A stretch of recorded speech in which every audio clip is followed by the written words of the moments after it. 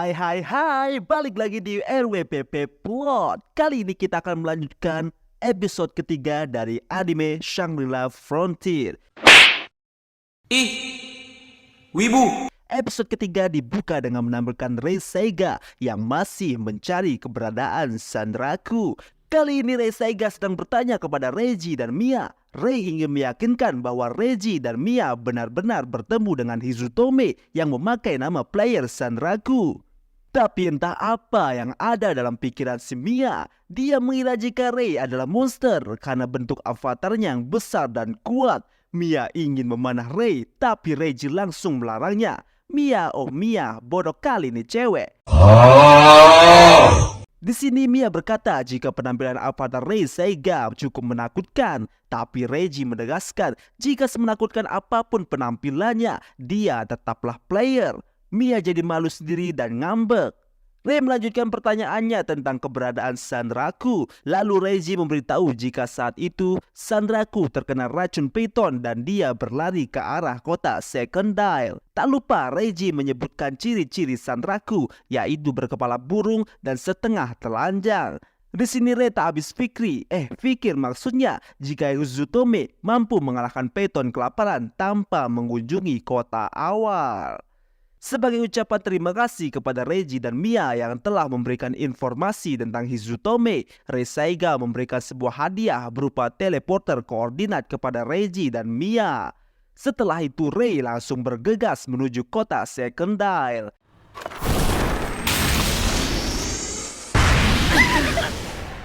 Di sini Mia bertanya, siapakah sosok yang baru dia lihat?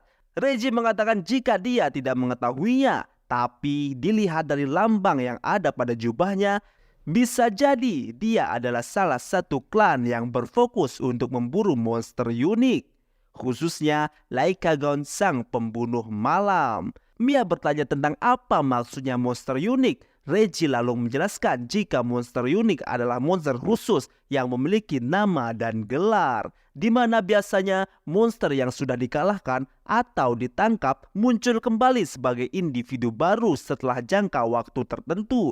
Contohnya saja seperti ular Python kelaparan, penjaga jembatan yang sebelumnya dikalahkan Sanraku. Saat itu Sanraku berhasil mengalahkannya, tapi Python itu muncul lagi saat dilawan oleh Rei Seiga. Artinya Python itu memang diprogram untuk muncul lagi setelah jangka waktu tertentu. Tapi berbeda dengan monster unik, hanya ada satu di seluruh dunia. Rumornya ada 7 monster unik di dunia Shangri-La Frontier. Kemunculan mereka tidak bisa tertebak. Masing-masing monster unik disebut sebagai raksasa. Nah, di sini banyak pemain top yang telah membentuk klan yang berfokus untuk memburu dan mengalahkan monster unik ini. Intinya, monster unik adalah monster yang sangat langka. Bahkan semenjak game ini dimulai dengan player yang begitu banyak, tidak ada satupun yang sudah mengalahkan monster unik. Lalu scene berpindah ke pertarungan Sanraku dan Lycagon, salah satu monster unik. Tak disangka, Sanraku sedang berhadapan dengan salah satu monster unik yang langka. Sanraku menyadari betapa kuatnya Lycagon. Dilihat dari saat dia menyerang dan memusnahkan goblin topi merah hanya dengan satu serangan saja.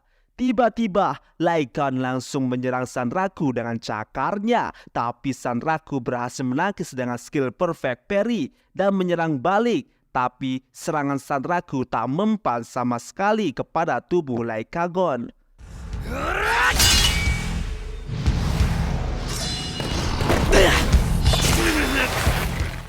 Meski begitu, Sanraku mulai merasakan adrenalin yang luar biasa. Lycagon menyerang lagi dengan cepat. Sanraku lagi-lagi berhasil menghindar. Sanraku menggunakan senjata Forval Chopper dan skill Slide Step, lalu menyerang dan mendaratkan critical damage. Lycagon semakin marah dan menyerang lagi. Sanraku menghindar dan serangan critical damage berhasil didaratkan ke tubuh Lycagon. Tapi serasa itu percuma karena tidak berefek apapun kepada tubuh Lycagon. Tiba-tiba Lycagon menghilang ditelan bayangan. Ini adalah salah satu skill dari Lycagon, si monster unik. Sanraku menjadi waspada mencari keberadaan Lycagon, dan tiba-tiba Lycagon muncul dari belakang menyerang Sanraku. Pertarungan semakin barbar dan brutal. Jual beli serangan terjadi di antara mereka. Berapa kali pun Sanraku berhasil memberikan critical damage, tetap saja Lycagon tak terpengaruh. Bahkan mungkin sudah ratusan critical damage dilancarkan ke arah Lycagon. Sanraku mengakui sendiri jika kulit dari Lycagon bahkan lebih keras dibandingkan sisik Python Rakus.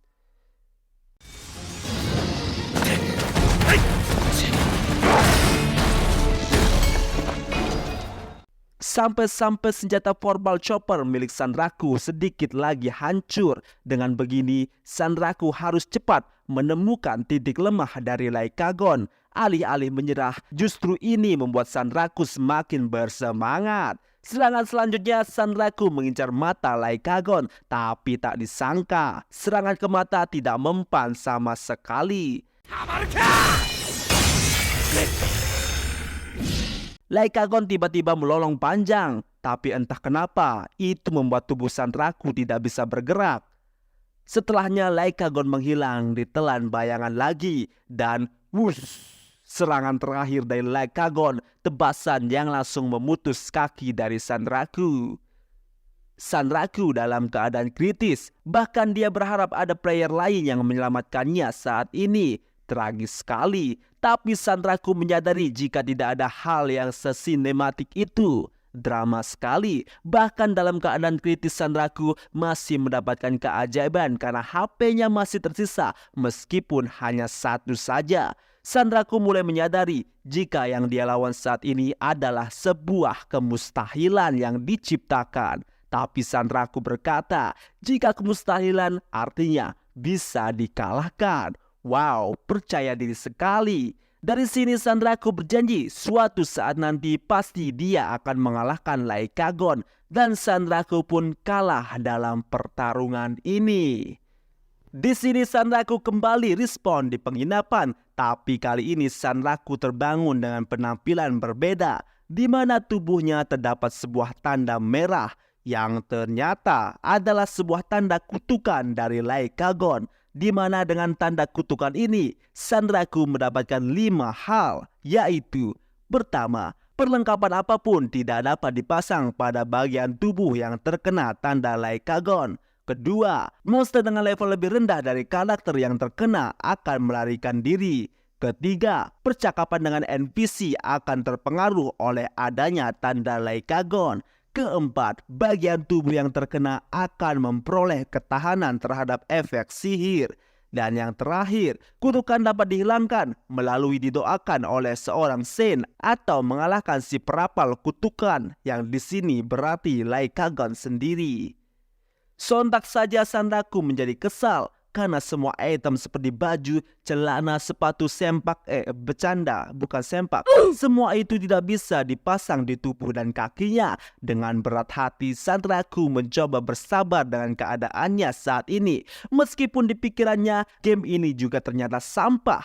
Tapi Sanraku harus mengingat kembali 3 prinsip game sampah yang dia mainkan, yaitu pikiran yang sabar, semangat membara, dan berkepala dingin. Amazing. Saat Sanraku kembali membuka tabel informasi tentang dirinya, Sanraku mulai mengatur ulang settingan poin yang dia punya. Sampai dia menyadari jika poin keberuntungan yang dia punya cukup tinggi.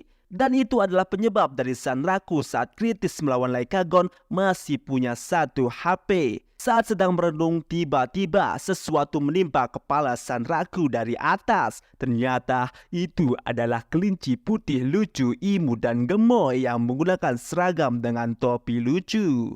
Sanraku sempat mengira jika itu adalah kelinci Forbal. Meski jika dilihat penampilan kelinci satu ini sedikit berbeda. Kemudian kelinci itu seperti memberi kode kepada Sanraku untuk mengikutinya.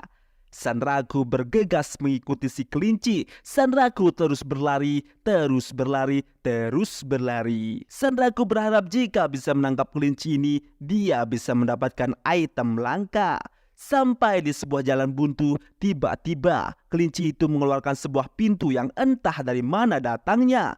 Kelinci itu pun masuk ke dalam pintu dan Sanraku mendekat. Ternyata pintu itu adalah sebuah skenario unik, yaitu undangan dari Rabbit Tuza. Tapi karena sebelumnya Hizutome sudah membaca panduan game Shangri-La Frontier, tanpa ragu Sanraku membuka pintu tersebut dan memasukinya. Tapi yang tidak diketahui Sanraku saat dia memasuki pintu tersebut, muncul sebuah tulisan jika ternyata skenario unik ini hanya direkomendasikan untuk player dengan level 80 ke atas. Sedangkan Sanraku masih di level 28.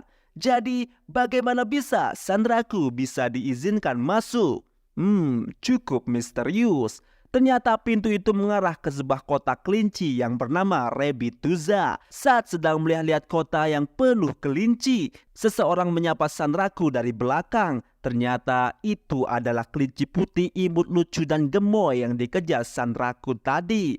Kelinci itu mengatakan jika dia sangat ingin bertemu dengan Sanraku karena berita tentang Sanraku yang bertarung dengan Laikagon sudah tersebar di seluruh kota Rebituza. Kelinci itu mengatakan jika Sanraku merupakan perwujudan dari jiwa Vorpal. Tentu saja Sanraku bingung, apa itu jiwa Vorpal? Kelinci itu juga mengatakan jika tanda kutukan di tubuh Sanraku merupakan tanda bahwa Laikagon tidak menganggap Sanraku sebagai mangsa, melainkan tanda jika Laikagon mengakui kekuatan Sanraku. Ternyata kelinci itu memancing Sanraku ke Rebituza disuruh oleh bos kelinci tersebut yang ingin menemui Sanraku. Tapi awalnya Sanraku cukup takut jika ini adalah bentuk balas dendam atas semua kelinci Vorpal yang dia bantai. Dan saat itu kelinci imut, lucu dan gemoy ini menyebutkan namanya, yaitu Emul. Nama yang gemesin. Emul lalu meyakinkan Sanraku jika kedatangan dia ke sini bukan karena masalah balas dendam. Beberapa saat kemudian Sanraku sudah sampai di depan sebuah istana Rebituza. Selama ini banyak orang yang telah mengunjungi Rebituza, tapi Emul mengatakan jika Sanraku adalah orang pertama yang mengunjungi istana Rebituza. Mendengar dirinya yang pertama mengunjungi istana Rebituza, Sanraku menjadi percaya diri, bahkan melupakan kekesalannya tentang tanda kutukan dari Laikagon. Lalu Emul dengan lantang memanggil ayah, tapi diralat kembali dan menggantinya menjadi bos. Ternyata Emul adalah anak dari pemimpin Rebituza. Saat Sanraku melangkah dan akan menemui pemimpin Rebituza, langkahnya terhenti, omongannya membisu, jantungnya berdebar. Setelah apa yang dia lihat di depannya, yang dimana itu adalah seekor kelinci besar menyeramkan dengan luka di sebelah matanya. Pemimpin Rebituza itu terus membicarakan tentang Sanraku dan pertarungannya melawan Laikagon. Dan nama bos Rebituza itu adalah Visage. Dan episode ketiga pun berakhir. Wah, jadi penasaran apa yang akan terjadi dengan Sanraku selanjutnya? Tungguin episode keempat ya. Jika begitu jangan lupa like, komen, dan subscribe. Dan dukung terus channel ini agar Mimin tambah semangat.